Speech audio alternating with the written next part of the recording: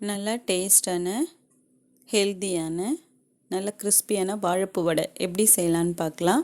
இந்த வாழைப்பூ வடை செய்கிறதுக்காக 1/4 கிலோ அளவுக்கு கடலப்பருப்பை நல்லா வாஷ் பண்ணிவிட்டு 2 மணி நேரம் ஊற வச்சு எடுத்து வச்சுருக்காங்க. அதே மாதிரி வாழைப்பூவையும் அந்த நடுவில் நீட்டாக இருக்க வரும்பு அதையும் எடுத்துகிட்டு ஓரங்களில் இருக்க அந்த மடல் மாதிரி எல்லாத்தையும் எடுத்துகிட்டு க்ளீன் பண்ணி வச்சுருக்கேன். இது அப்படியே இருக்கட்டும். இப்போ மிக்ஸி ஜாரில் நம்ம ஊற வச்ச கடலப்பருப்பை சேர்த்து கொரகொரப்பாக அரைச்சி எடுத்துக்கணும். அங்கங்கே முழுசாக பருப்பு தெரியணும், அந்த அளவுக்கு கொஞ்சம் கொரகொரப்பாக அரைச்சி எடுத்துக்கலாம். இப்போ நம்ம இந்த வடைக்கு தேவையான அளவுக்கு உப்பையும் போட்டு கொரகொரப்பாக அரைச்சி எடுத்துக்கலாம். பாருங்கள், இந்த மாதிரி இந்த பதத்துக்கு இருக்கணும், அப்போ தான் வடை நல்லா கிறிஸ்பியாக இருக்கும். இப்போ அதே மிக்ஸி ஜாரில் நம்ம ஆஞ்சி வச்சுருக்க வாழைப்பூவையும் சேர்த்து அதையும் கொரகொரப்பாக அரைச்சி நம்ம எடுத்துக்கலாம். இந்த அளவுக்கு கொரகொரப்பாக இருக்கணும், ரொம்ப மஞ்சிடக்கூடாது. மஞ்சிச்சுன்னா அது ஒரு மாதிரி இருக்கும். இந்த மாதிரி இருக்கும்போது தான் நமக்கு வடை நல்லா கிறிஸ்பியாக இருக்கும், நமக்கு ரொம்ப டேஸ்ட்டாகவும் இருக்கும். இப்போ ரெண்டுத்தையும் நல்லா ஒன்றா சேர்த்து கலந்து விட்டுக்கலாம்.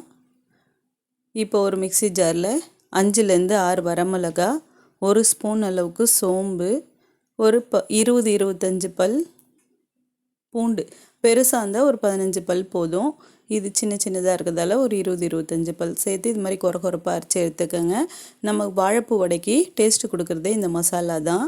இப்போ இதையும் சேர்த்துட்டு கூட பொடியாக நறுக்கின 2 பெரிய சைஸ் வெங்காயம், பொடியாக நறுக்கின கருவேப்பிலை, கொத்தமல்லி எல்லாத்தையும் சேர்த்து நல்லா கலந்து விட்டுக்கலாம்.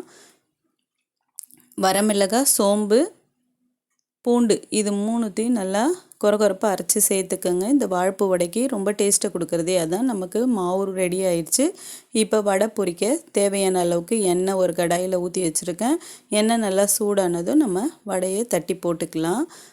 இதே மாதிரி தட்டி போடுங்க, நல்லா தட்டையாக.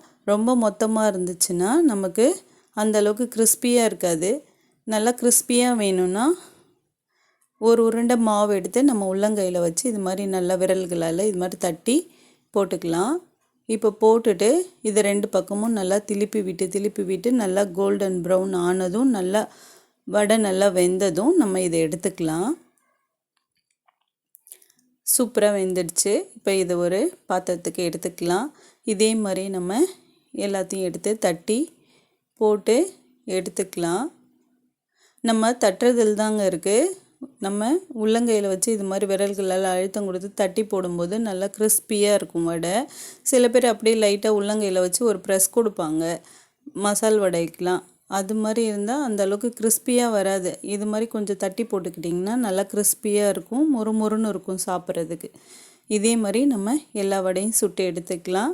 நல்லா டேஸ்டான ஹெல்த்தியான வாழைப்பூ வடை ரெடி. இதே மாதிரியே செஞ்சு பாருங்கள், டேஸ்ட் ரொம்ப சூப்பராக இருக்கும். இந்த வீடியோ உங்களுக்கு பிடிச்சிருந்தால் லைக் பண்ணுங்கள், ஷேர் பண்ணுங்கள், சப்ஸ்கிரைப் பண்ணுங்கள். தேங்க்யூ.